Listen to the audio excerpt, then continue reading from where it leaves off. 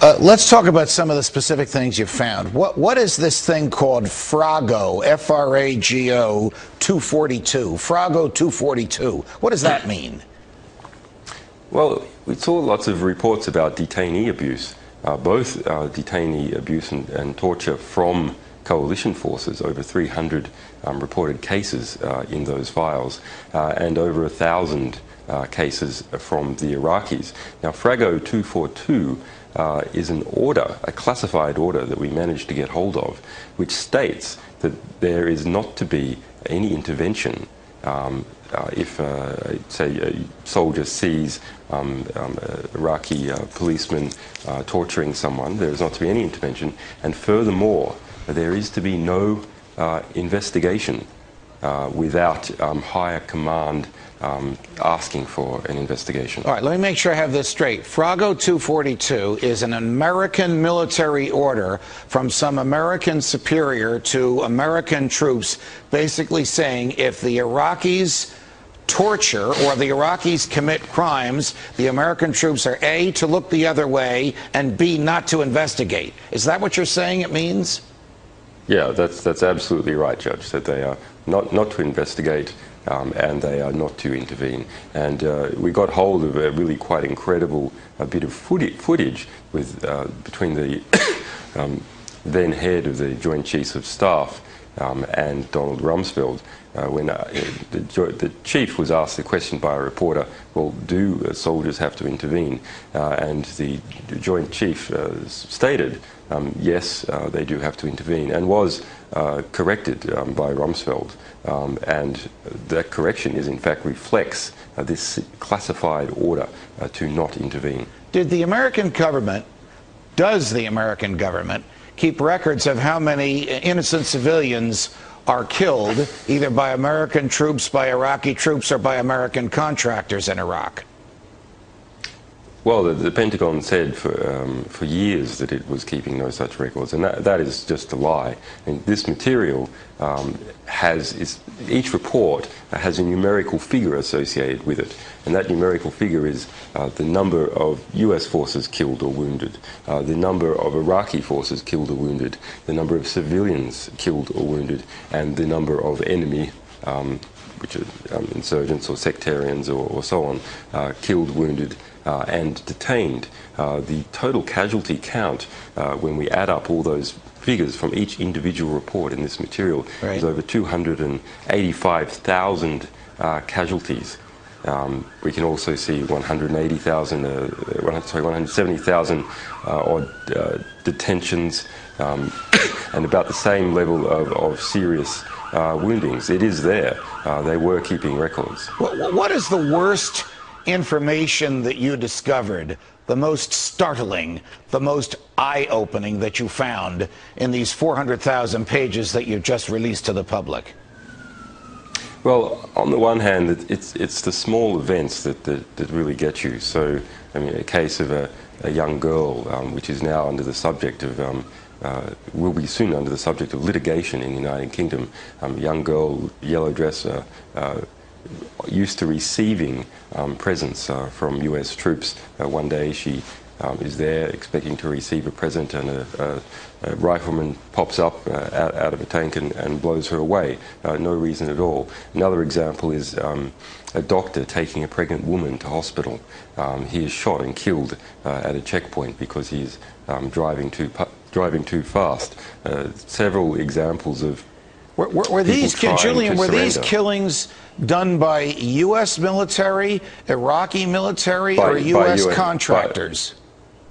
Yeah, in one case by, the case with the girl, I believe, is by British military, and the U.S. reported on the British actions. And the other case I mentioned with the woman and her doctor being shot was by US military. There's many examples of contractors, 10 new cases of killings from Blackwater, never previously been Have there been any prosecutions for the killing of innocent civilians, whether it's this doctor or the girl or anybody else, as a result of what you've exposed, or as a result of what the government knew? There has been no prior prosecution. There is we can see it starts at a law case against the British. Approximately 40 cases of wrongful death that have come out of this material. But that's only incidental. These are US reports by the US Army. They do occasionally mention the activities of others that they interact with, in this case the British. But really this needs to have a US response. It is about a US government organization and, right, and its behavior. And someone has to be accountable for all these deaths. I understand that you have another file code labeled insurance or insurance file, which may be released at some time in the future. What is in it and what is the purpose of it? Well, from when we're in difficult situations, we will release backup files, encrypted backup files of pending publications or future material that we're going through some harm minimization process for. Now, we understand the supreme historical significance of the material that we have yet to release. So this is a bit of a sort of guarantee to make sure that if we're attacked by one government or another or some criminal organization, that material has no chance of disappearing from the world, that it will be there for history. And in the case of the last insurance file we released, there's been over 100,000 copies made, distributed around the world. And all that needs to be done is the key be released to those copies by our lawyers, and that material will then be instantly available. What needs to happen, Julian, for you to give the key to the people who have this so that this information, which I gather is pretty incendiary, in the insurance file will be released? Well, we like to engage in a normal publishing effort, which is to act in a responsible manner and make sure that the material is not likely to harm anyone, that it is properly investigated by quality news organizations, by lawyers and human rights groups and so on. But we do understand that if it was a choice between history losing that material and therefore the rights of all those victims being occluded and simply putting it into the public domain, it is the best option to put it into the public domain. Are you concerned, as you sit in London right now, for your own safety or for your own freedom? Well, Pentagon spokesperson Jeff Morrell, not long after the release of the Afghan War Diaries, made 3 extraordinary demands on this news organization. They were, number 1, that we return, in other words, destroy our previous publications relating to the Pentagon.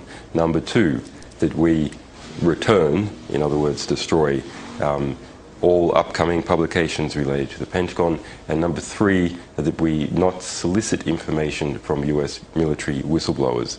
Now, that is an unprecedented call for prior restraint, not just a call, a demand. And that if we did not voluntarily fulfill that demand, that we would be compelled to do so. Now, our lawyers have looked at that language and that unusual use of return.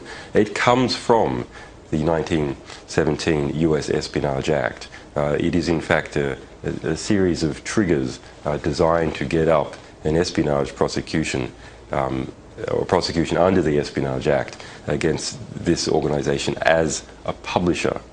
Are you being hunted down by the American government or by any government, even as we speak right now? Well, there has been many surveillance events. There has been, we are aware of things from our sources that are in private, such as pressure placed on the Australian government, pressure placed on the Swedish intelligence organization SAPO. But there are also a number of matters that are public record, such as pressure placed on the Icelandic government, which was told that it could not be a haven for our publishing or for me personally. The Australian Attorney General made the statement that he would assist any country anywhere in the world in prosecuting us. Now, despite that statement, just today, the Australian Department of Defence has completed its review of the Afghan war diaries and found that there was no Australian interest harm. So there is very considerable pressure being applied. We lost our credit card donation processor, Moneybookers, the second biggest credit card processor in the world, severed their contract with us 1 week after we released the Afghan war diaries. That's a significant blow to this organisation because 2/3 of our donors' money was coming in that way. And we are an organisation that is totally supported by mums and dads and journalists and so on. The largest donation we've ever had in the past 4 years was $30,000 US. We have no foundational support. Right. It is all mums and dads that are supporting our efforts. So that's quite important. Just now we've managed to set up a new system, but that has required a lot of work. And we got a letter back from them. What was the basis under which our financial transactions were cut off? Well, we had been placed under a US government watch list and an Australian blacklist, and then there was a reference C, the current controversy relating to the Afghan war diaries. And what is life like under an Australian blacklist and a U.S. watch list?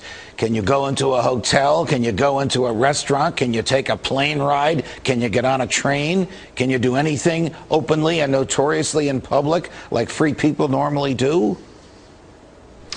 Well, we have to be extremely careful. We have had other security problems, I mean, not just related to the United States.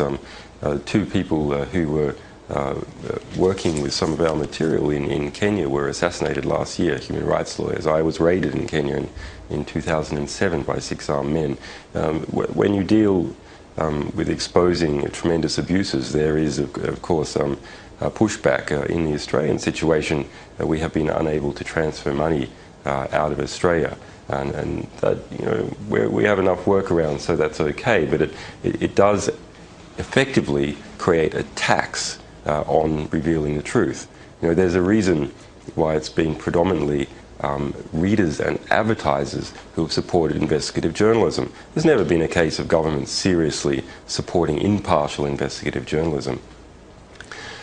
Impartial investigative journalism is capable of criticising anyone, right, including the major donors. So that's why it's been readers and advertisers that have supported that activity. We do sometimes see, well, the US government might support journalists exposing abuses in China, but it won't support them exposing abuses in the United States. Similarly, we see that Europe will fund people to expose corruption in Africa, but they won't support anyone exposing corruption in Europe. Julian Assange, thanks for joining us on Freedom Watch.